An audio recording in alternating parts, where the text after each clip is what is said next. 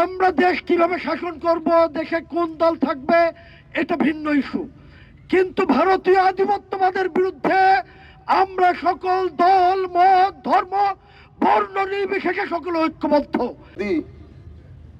এদেশের মানুষের মনের মণিকোঠায় চিরদিন বেঁচে থাকবে।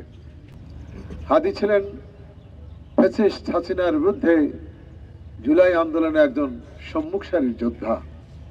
তিনি তার নিজের জীবনকে তখনই বলেছেন বিভিন্ন সাক্ষাৎকারে, আমার জীবন দিতে চাই, ফ্যাসিস্টকে মুক্ত করতে চাই। যে হাদিদের কখনো মৃত্যু নাই, হাদিদের মৃত্যু হয় না, হাদিরা বেঁচে থাকে। বাংলাদেশ যতদিন থাকবে হাদিরা বেঁচে থাকবে।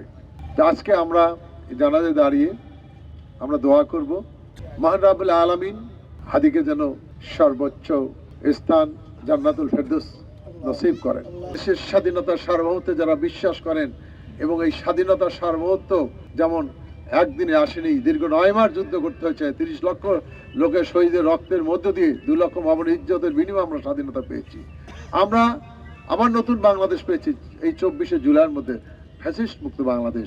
আমাদের 70 থেকে শুরু করে 24 জুলাই পর্যন্ত সব শহীদের প্রতি আমরা গভীর সমবেদনা জানাই। শহীদ ওসমান হাদি জানাজায় উপস্থিত সম্মানিত মুসল্লিবৃন্দ, আজকে আমরা এমন একজন ব্যক্তিত্বের জানাজায় অংশগ্রহণ করেছি যিনি আপাদমস্তক দেশপ্রেমিক ছিলেন এবং খাঁটি মুসলিম ছিলেন এবং মুসলিম উম্মার জন্য কাজ করে গেছেন। আজকে যেখানে আমরা সকল রাজনৈতিক ব্যক্তিত্ব এক জায়গায় এসে তার জানাজা করছি, টানা তৃতীয়বার অর্জন করেছে দেশের সেরা সুপার ব্র্যান্ড স্বীকৃতি বসুন্ধরা টিস্যু। এর মূল কারণটা হলো আমাদের সকলের চাওয়া পাওয়াকে তিনি এক সরল রেখায় মিলানোর জন্য কাজ করছিলেন। সেটা হলো দেশের স্বাধীনতা, সার্বভৌমত্ব, ভারতীয় আধিপত্যবাদ মুক্ত একটা বাংলাদেশ। তিনি এই কাজটা করে গেছেন।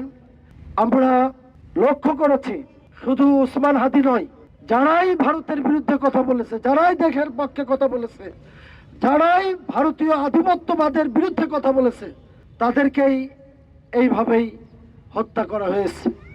আপনারা দেখেন আবরার ফাহাদ, তার কি অপরাধ ছিল? সেও একজন ভালো ছাত্র, মেধাবী ছাত্র, বুয়েটের ছাত্র। মানে কি সমাজের বাছাই করে একবারে ক্রিম বলা হয় যাকে। আবার দেশপ্রেমিক ভালো মানুষও ছিল, কিন্তু তাকে হত্যা করার একটাই কারণ যে আধিপত্যবাদের বিরুদ্ধে সে কথা বলতো, ফেসবুকে লিখতো, বিভিন্ন জায়গায় তার বক্তব্য উপস্থাপন করত।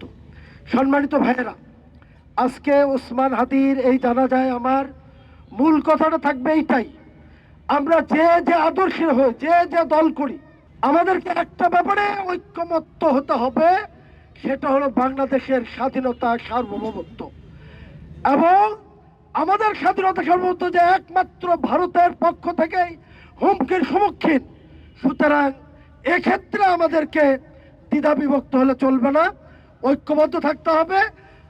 আমরা দেশ কিভাবে শাসন করব, দেশে কোন দল থাকবে, এটা ভিন্ন ইস্যু। কিন্তু ভারতীয় আধিপত্যবাদের বিরুদ্ধে আমরা সকল দল, মত, ধর্ম, বর্ণ নির্বিশেষে সকলে ঐক্যবদ্ধ।